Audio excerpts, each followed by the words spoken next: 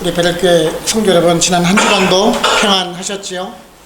네, 오늘 또 많은 분들께서 휴가를 가시고 쉴타 중이시라 좀 허전하긴 한데요.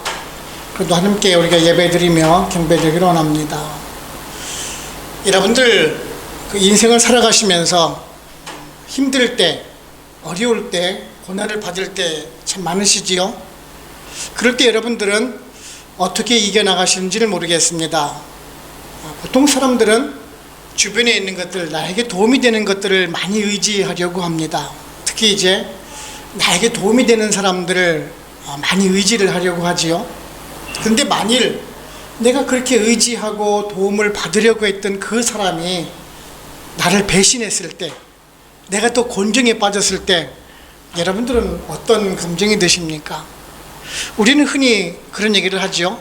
믿는 도끼에 발등 찍혔다 라는 얘기를 하죠. 그죠? 오늘 말씀이 그런 내용입니다. 블레셋이 그렇게 믿고 믿었던 애굽에게 배신을 당하고 결국은 블레셋도 망하고 애굽도 멸망을 하게 되는 그런 모습을 우리가 오늘 말씀을 하고 있는데요. 우리가 지난주에는 아수르와 애굽 그리고 남유다와 함께 하나님의 축복을 받는 것에서 말씀해 주셨지요. 궁극적으로는 그 종말론적인 예언의 모습을 말씀을 했는데요. 이사야 선지자는 이제 우리가 3주에 걸쳐 살펴보았지만 이 애굽의 멸망에 대해서 말씀해 주고 있는 것을 보실 수가 있습니다. 이 말씀은 실질적으로 주전 670년에 아수르 왕 에살 핫돈 왕이 애굽을 망하게 함으로 인해서 성취가 되는데요.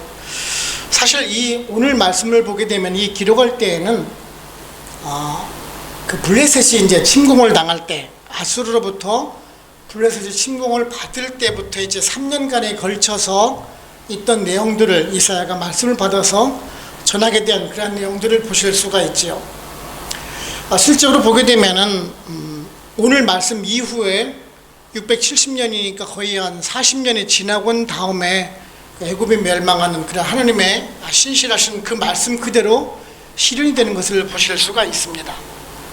우리가 잘 알다시피 그 이사야 선지자는 일반 평민 출신 선지자는 아닙니다. 왕족입니다. 귀족이지요. 그 남유다 왕 요아스의 손자이고 또한 오늘 말씀 보시게 되면 아모스의 아들입니다. 그런데 이러한 이사야 선지자가 신발도 벗어버리고 거의 알몸인 상태로 3년간을 백성들에게 경고의 말씀을 전하게 됩니다. 그 벌거벗은 상태로 그 수치스러운 몸을 가지고 백성들 앞에 서서 그 수치를 당할 것을 말씀해 주면서 앞으로 있을 그 고난을 예언을 하면서 신실하신 하나님만을 믿고 살아갈 것을 권면하는 내용이 오늘의 경고이지요. 그 당시에 보면 아수르에 대항을 하고자 블레셋과 에돔 그리고 모압과 더불어서 이제 강대국이었던 모압이 애굽이 동맹을 맺으면서 그들의 나라를 보존하려고 했습니다마는 철저하게 또한 하나님의 신실하신 그대로 또한 멸망을 받게 되지요. 그래서 이사야 선지자는 그러한 그 애굽이라든지 아니면 서로 국가 간의 그러한 연합을 통해서 나라를 지키려고 하지를 말고 그 신실하신 하나님만을 믿고 의지하는 믿음을 가질 때 승리할 수 있고 나라가 온전하게 보존될 수 있다는 것을 그렇게 처절한 외침을 통해서 권면을 했던 것입니다. 우리들도 마찬가지죠. 회사에서 또는 직장에서 우리들의 삶을 살아가다 보면은 여러 가지 환난을 만날 수도 있고 고난을 만날 수도 있습니다. 그럴 때 우리들의 주변에 도움될 만한 분이나 경제적인 것이나 또 명예를 의지하고 살아가는 분들이 있습니다. 하지만 그것은 일시적이라는 것이에요. 그것이 영원히 우리를 구원시켜주지 못한다라는 것입니다. 오직 세상을 이끌어 가시고 섭리해 가시는 그 하나님만 믿고 따라갈 때 우리가 승리하는 인생을 살아갈 수가 있다라는 그 말씀을 해주고 있는 것입니다. 오늘도 이러한 말씀을 살펴보면서 우리들에게 어떤 은혜를 주는지 한번 알아보도록 해보겠습니다. 첫째, 우리 성도님들은요, 전적으로 그 하나님만을 의지하고 신뢰해야 합니다. 말씀 1절을 보시면은 아수르의 사르곤 왕이 다르단을 아스돗으로 보내매 그가 와서 아스돗을 쳐서 취하던 행위라 라고 말씀하고 있습니다. 이제 이사야 선지자가 그 애굽의 멸망에 대해서 권면을 해줄 때가 주전 713년경을 지금 말씀해주고 있는데요. 이때 무슨 일이 있었는지에 대해서 우리가 그 배경적인 것을 좀 알을 필요가 있는데요. 아수르가 이제 팽창 정책을 가지고 이제 북쪽에서부터 남쪽으로 이제 밀고 내려올 때입니다. 그때 아수르의 왕은 사르곤 왕입니다. 이 사르곤 왕이 당시 그 군대 장관이었던 그 다르단을 보내게 됩니다. 다르단을 보내서 블레셋의 그 아스돗을 점령을 하려고 합니다. 그 전에 무슨 일이 있었냐면은 또한 블레셋이 1차적으로 그 블레셋을 침공을 한 적이 있었습니다. 그래서 블레셋에 있는 왕을 죽이고 그 다음에 그 섭정 왕을 내세웁니다. 쉽게 말씀드리면은 꼭두각시 그 왕을 내세우게 되죠. 그 왕 이름이 아히미티입니다. 그런데 이 주전 713년에 무슨 일이 있었냐면은 그 야히미티를 죽이고 야마니가 쿠데타로 다시 왕이 됩니다.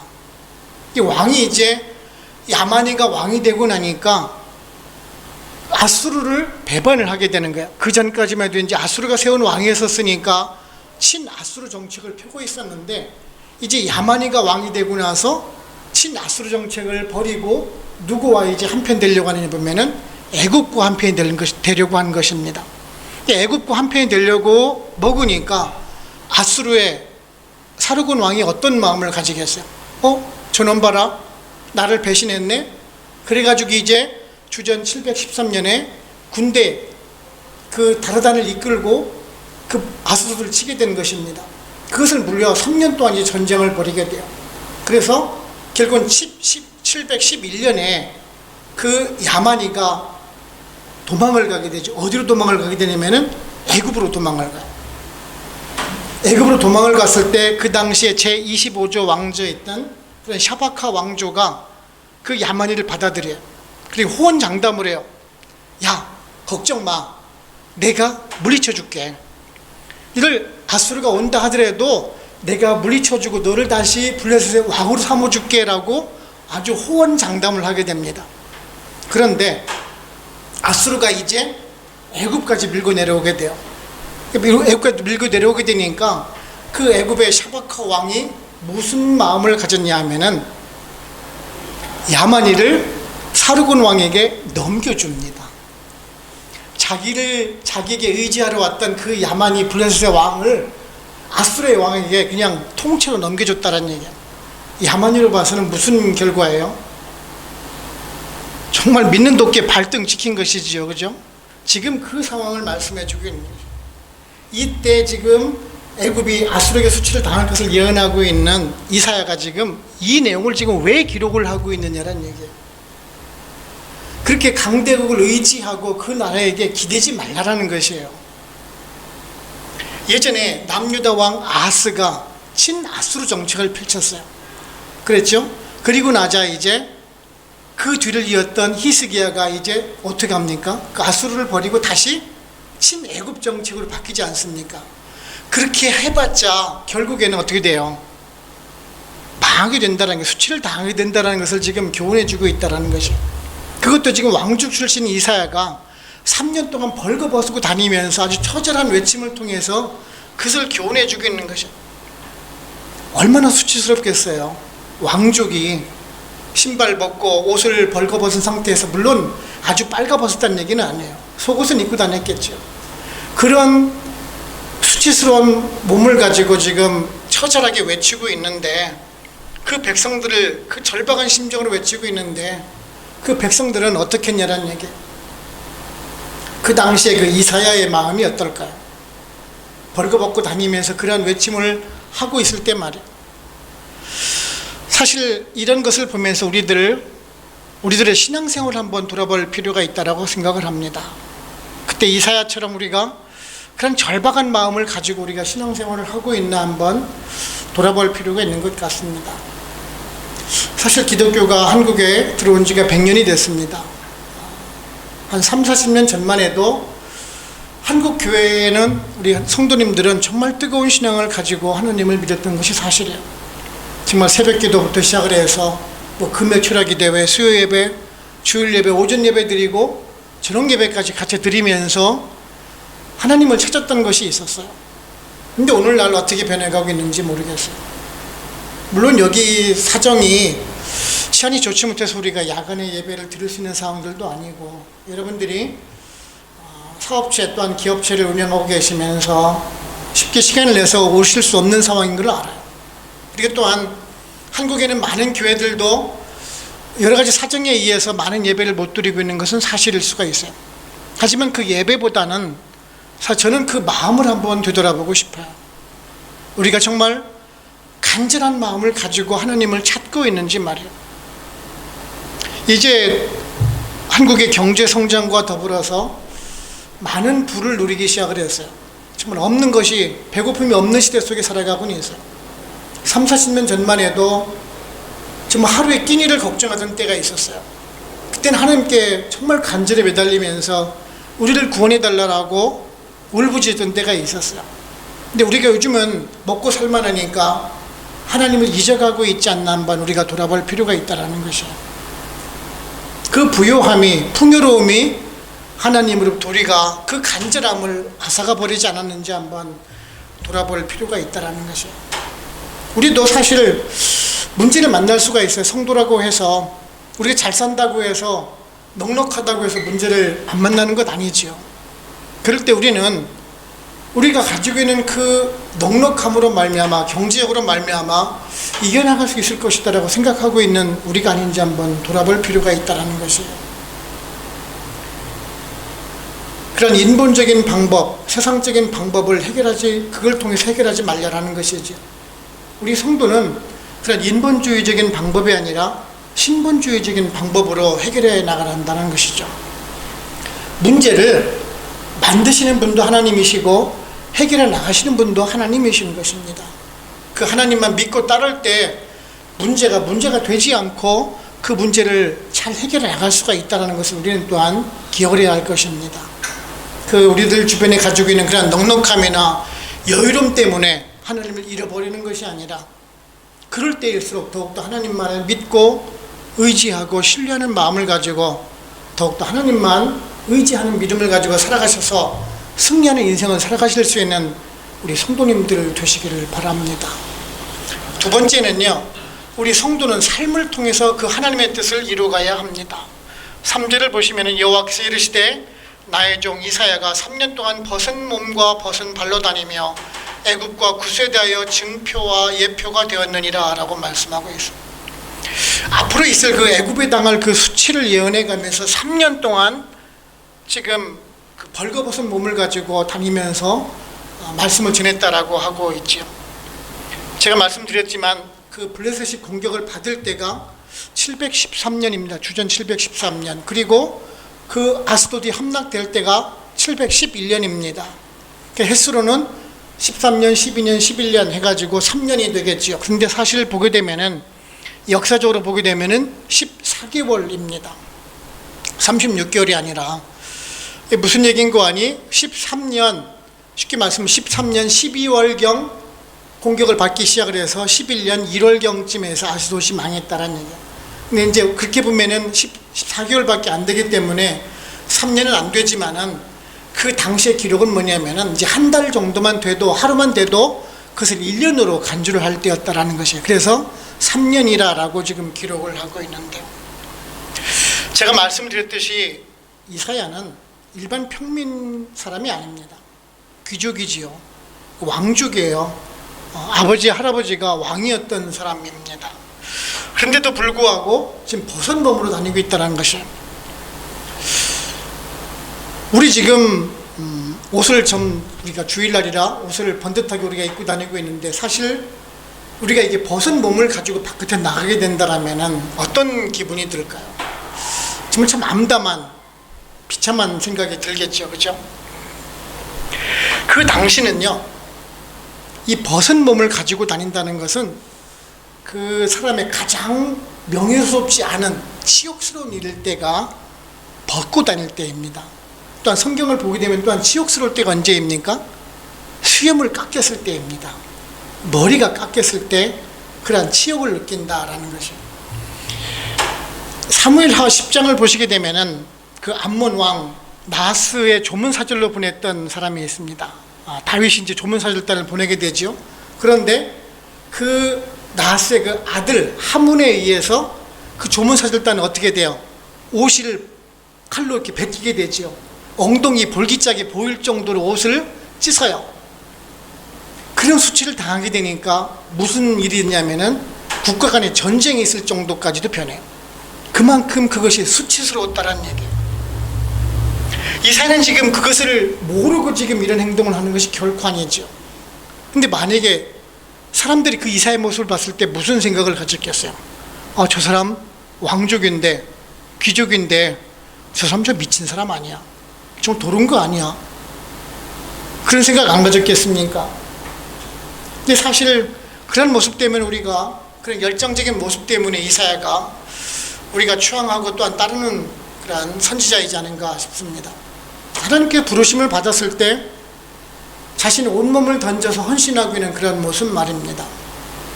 이런 모습을 보면서 또한 우리들의 신앙도 한번 돌아보기를 원합니다. 여러분들을 성도로 불러주셨는데요, 죄인된 우리를 위해서 주님께서 십자가에 달리셨습니다. 그리고 주님께서 또한 벌거벗기셨어요. 십자가상에서 그의 겉옷을 벗기시면서 채찍에 맞으시고 또한 십자가에서 못이 박히시는 그러한 수욕을 당하셨습니다. 주님께서 당하신 그 옷 벗기는 그런 수욕이 얼마나 비참한 것이겠어요. 우리는 그저 벌거벗은 예수님, 헐거벗은 예수님만 상상을 하지 그 당시 사람들 인식으로 본다라면 얼마나 수치스러운 일이겠냐라는 얘기예요. 그런데 그것을 통해서 우리가 구원받은 우리들은 단지 구원받았다라는 그 사실만으로 그냥 감사함만 느끼고 있는 그런 관념적인 신앙을 가지고 있지 않냐라는 얘기예요. 우리를 성도로 불러주시고 주님의 그런 피 흘리심을 통해서, 그런 수치사함을 통해서 우리를 구원해 주시고 우리들의 죄를 용서해 주셨는데 우리는 단지 그냥 고마움만 가지고 살아가는 그런 인생이 아닌가, 그런 것을 돌아보자라는 것이죠. 우리가 왜 신앙생활을 합니까? 우리가 왜 예수 그리스도를 믿느냐라는 얘기예요. 왜 여러분들을 이곳 나이지리아 베들 한인교회에 불러주시고 같이 예배를 드리냐 하는 것이에요. 사실 우리가 성도로서, 하나님께서 불러주신 그 하나님의 자녀로서 우리들을 통해서 구원해 주신 그 사명을 잘 감당하기 위해서 우리가 여기에 있는 것 아니겠습니까? 그래서 저는 우리 성도님들 보면은 그래도 참 고맙고 감사하다라는 그런 생각들을 많이 가집니다. 그래도 교회에서 다양한 모습을 통해서 섬기려고 하시고 또한 희생하는 모습들을 보이기 때문에 그렇습니다. 우리 교회가 힘들고 어려울 때마다 우리 성도님들 십시일반을 통해서 여러 가지 사랑들을 보여주시고 계세요. 또한 출장 다녀오시거나 또 어디 여행 다녀오시면은 꼭 무엇인가를 가져오셔서 같이 나누면서 나눠 먹고 그런 사랑의 모습들을 보여주시는 것을 통해서 그래도 우리는 작고 연약한 교회지만은 그래도 사랑이 있구나라는 것을 느끼게 됩니다. 바로 그런 것이에요. 우리가 무엇인가를 대단한 것을 통해서 헌신하자는 것이 아니에요.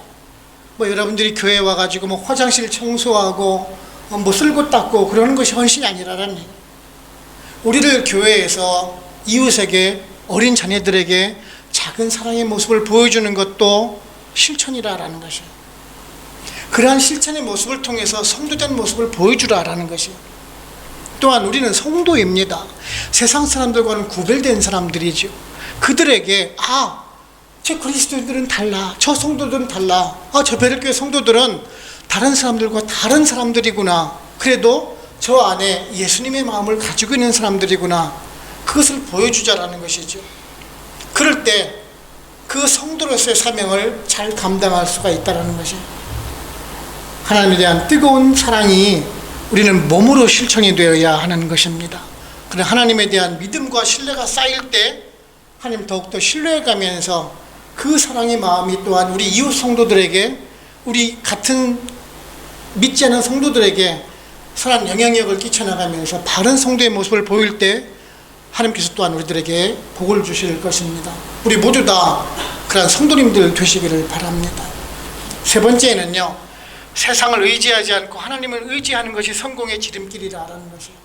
6절을 보시면 그날에 해변 주민이 말하기를 우리가 믿던 나라 곧 우리가 아수르 왕에게서 벗어나기를 바라고 달려가서 도움을 구하던 나라가 이같이 되었은즉 우리가 어찌 능히 피하리오 하리라 라고 말씀하고 있습니다. 이게 해변 주민이라고 말씀하고 있는데요, 블레셋을 말씀하고 있는 것이지요. 그 당시에 그 스불론 지파도 그 해변가 쪽에 살았습니다만은 우리가 말씀 오늘 내용을 쭉 살펴보게 되면은 이제 블레셋 지파를 말씀하고 있는 것을 보실 수가 있죠. 조금 전에 말씀드렸듯이 1차 침공 때 그 야마니가 그 섭정 왕을 내가 쫓고 쿠데타를 통해서 이제 본인이 왕이 됐었죠. 그리고 친아수르 정책을 버리고 친애굽 정책으로 변하게 됐죠.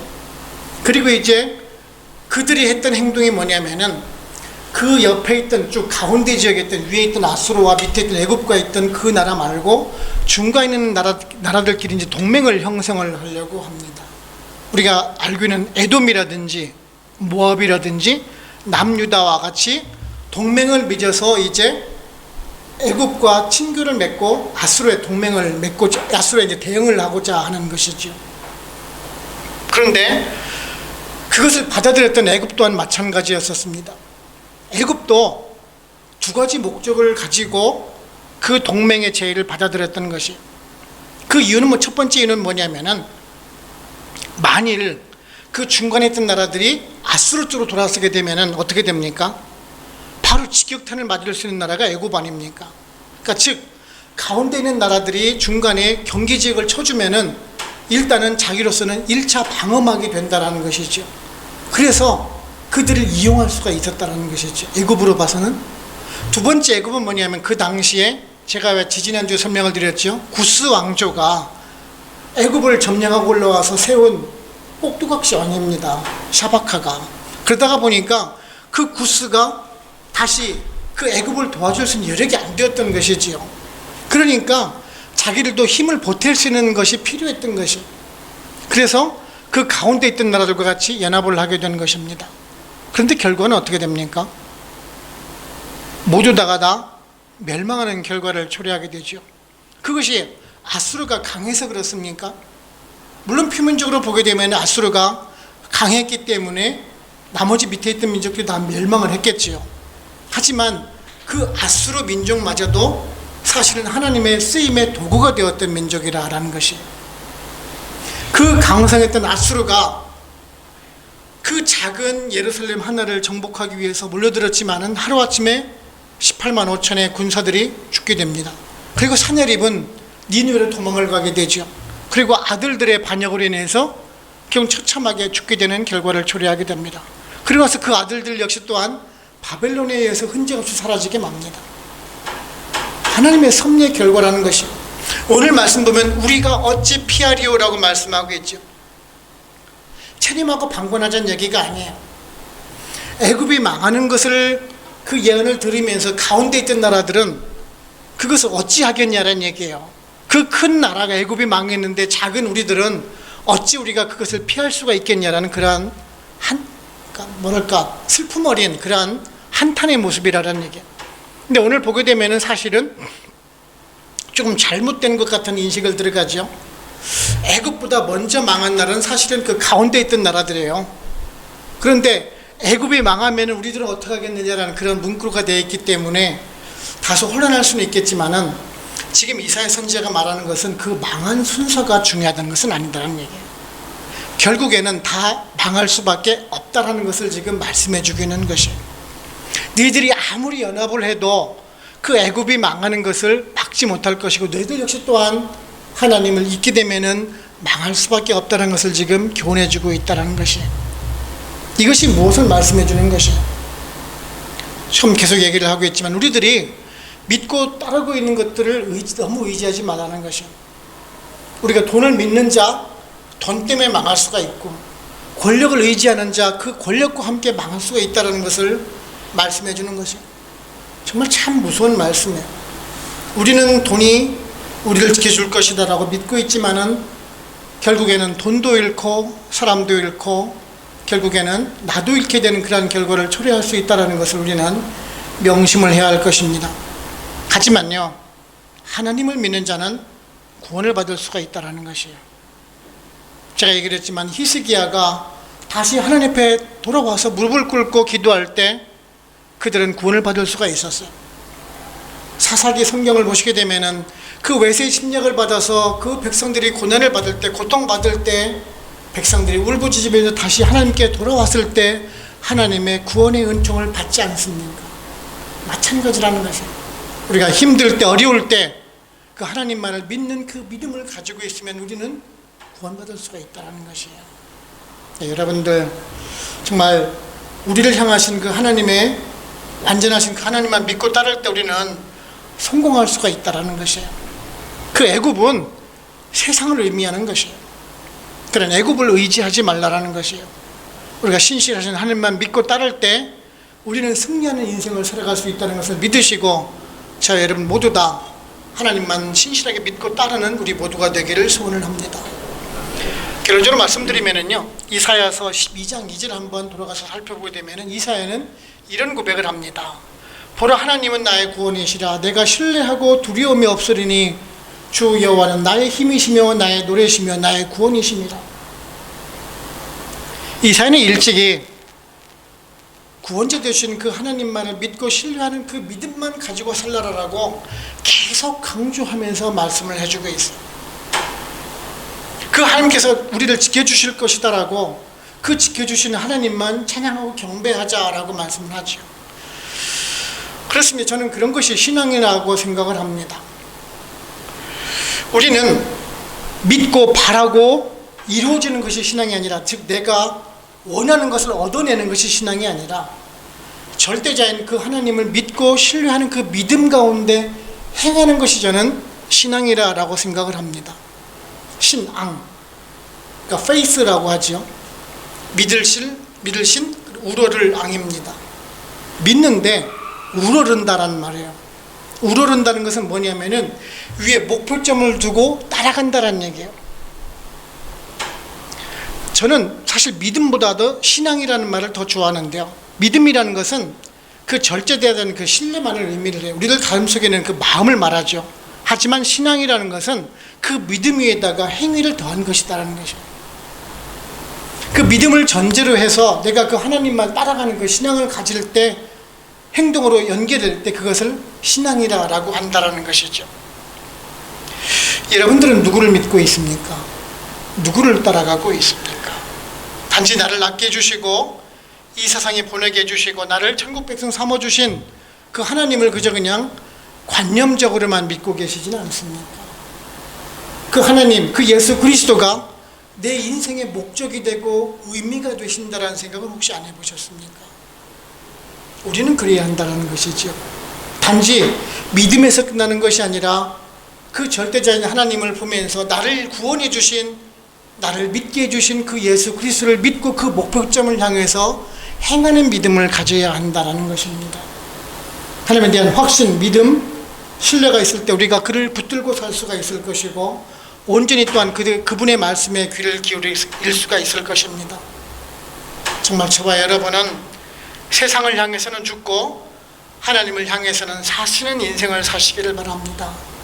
그분만 믿고 신뢰하고 그분만 따라가는 신앙이 여러분의 인생을 성공적으로 이끌어 주실 것입니다. 그래서 결국에는 하나님과 함께 영원한 최후의 승자를 사실 수 있는 저 여러분 되시기를 주님의 이름으로 축원합니다. 기도하겠습니다.